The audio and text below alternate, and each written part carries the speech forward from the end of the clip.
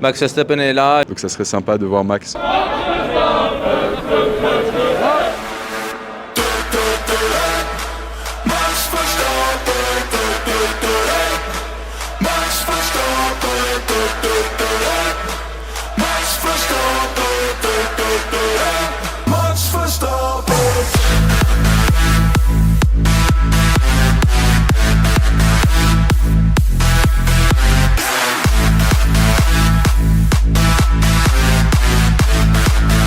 Bonjour à tous et bienvenue dans un nouveau reportage de Passion Sport Mecha. Le 21 mars dernier, la Nürburgring Langstrecken Series, plus communément appelée NLS, lançait sa 50e saison. Pour cette année 2026, le championnat d'endurance de la Nordschleife a un goût de Formule 1. Et pour cause, le quadruple champion du monde Max Verstappen participe à plusieurs courses afin de préparer les 24 heures de la Nordschleife les 16 et 17 mai prochains, de quoi surmotiver certains pilotes. J'attends ça impatiemment.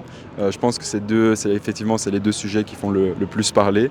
Donc ça serait sympa de voir Max qui dépasse, ou on dépasse Max avec la N3 Touring. On peut être optimiste, on verra. Mais non, je suis impatient de le croiser en piste et ça fait vraiment plaisir qu'il vienne rouler avec nous. Pour moi, il y a beaucoup de respect évidemment. On a envie d'aller se battre avec lui parce que c'est la référence absolue en Formule 1, mais de manière générale, je pense en sport auto. C'est un pilote très complet. Max Verstappen est là. Je crois que c'est un truc très important pour nous parce que ça va ramener beaucoup de personnes sur le circuit et c'est bon pour tout le monde du motosport parce que voilà, on a besoin des personnes, on a besoin de public. Après, l'objectif, c'est clair, nous on roule dans la classe Pro-M, lui on va rouler à la Pro, alors déjà là il y a une différence. Mais voilà, on essaye, on va donner notre mieux, on va donner tout qu'on a et on verra à la fin. Et je crois que l'objectif pour nous, c'est de gagner notre classe et après, si on peut le battre, pourquoi pas. Dylan Pereira fait partie des spécialistes de la Nordschleife, avec notamment 3 victoires de classe aux 24 heures et un podium en GT3 en NLS en 2023. Engagé en catégorie Pro-Am, son équipage est composé de pilotes professionnels et d'un amateur. Il fait clairement partie des pilotes à surveiller. La Nordschleife, c'est l'un des circuits les plus complexes au monde, 24 km, des sauts et plus de 70 virages à apprendre par cœur. Un défi parfait pour le champion néerlandais. Sûrement, il aimait bien la Nordschleife et comme je crois presque tout le monde, c'est un circuit unique et voilà, je crois maintenant aussi ça marche pas trop bien en F1, mais je crois qu'il ne savait pas ça avant. Là, ça me motive peut-être encore plus de venir ici et d'accélérer à fond, mais à la fin, je crois que c'est tout le truc environnement qu'il a eu sur le simulateur et aussi de se motiver à faire des autres trucs parce qu'après, Formule 1, c'est cool, c'est bien.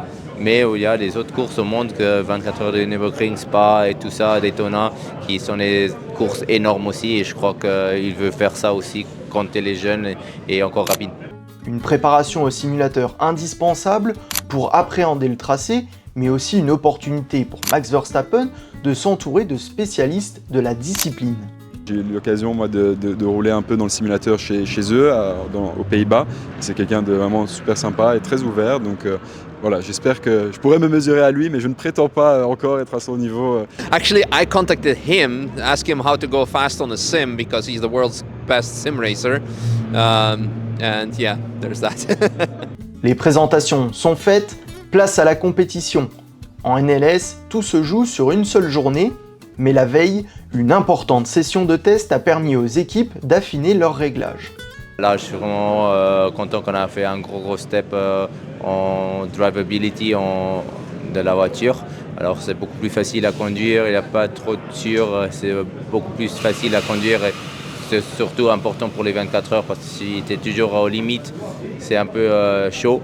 Du côté de Verstappen, le travail s'est surtout concentré sur les suspensions, un élément clé compte tenu du dénivelé et des bosses du circuit. Samedi, 8h30, début des qualifications, 1h30 pour faire la différence et s'assurer un premier relais dans de bonnes conditions. Max Verstappen affole les chronos et relègue ses concurrents à près de 2 secondes alors qu'ils se tiennent en quelques dixièmes. Côté luxembourgeois, Dylan Pereira s'élance deuxième de sa catégorie Pro-Am, mais surtout 12e au général. Sa Porsche 911 GT3R devance ainsi de nombreux autres GT3 engagés en catégorie supérieure. Midi, les 132 voitures sont lancées pour 4 heures sur l'enfer vert. Dans le premier relais, Max Verstappen est au volant. Un duel intense s'engage avec l'Audi R8 du Schaerer Sport. Une bataille qui durera tout le relais. Lors des 2 relais suivants, ses coéquipiers Jules Gounon et Daniel Juncadella assurent et installent la Mercedes AMG GT3 numéro 3 confortablement en tête. Du côté de la 48, les coéquipiers de Dylan Pereira font également le travail. En tête du Pro-Am, il se positionne même comme prétendant sérieux au podium général. La dernière heure est décisive, malgré des batailles acharnées face à des équipages de la catégorie supérieure, Dylan Pereira et son équipe franchissent la ligne à la 4e place au général.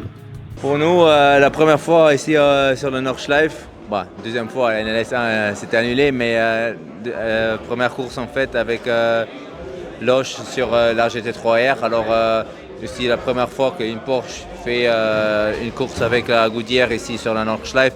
Et je suis très très content qu'on a fait les steps là et qu'on pouvait faire cette pace là dans la course. À la fin, on a gagné notre catégorie, c'était le plus important. On avait une bataille avec la voiture Falken. Je crois, malheureusement, j'ai eu un peu de trafic avant la Döttinger et voilà, il a pris l'opportunité de me dépasser. Après, voilà, j'ai réussi à dépasser aussi la Martin qui m'avait dépassé là-bas. J'ai réussi à tenir la Ferrari derrière moi. Après, voilà, j'étais plus rapide à la fin que la Falken, mais voilà, ça ne suffisait pas. Malheureusement, on a perdu le podium à ça, mais après, c'est comme ça. Et, une fois, il y a le trafic qui c'est mieux pour l'autre, et après, la prochaine fois, ça va être mieux pour nous. Alors, voilà, c'est comme ça, c'est la Nordschleife.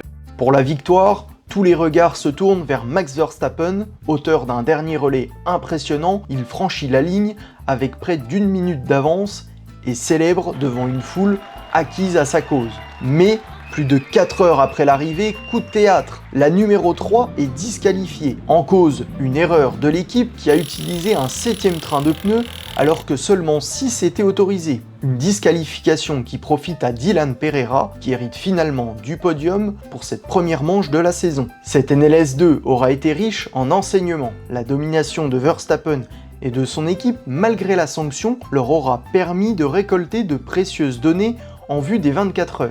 Même constat pour la numéro 48 qui s'affirme comme une référence en Pro-Am. Et pourquoi pas un outsider crédible pour le podium en général.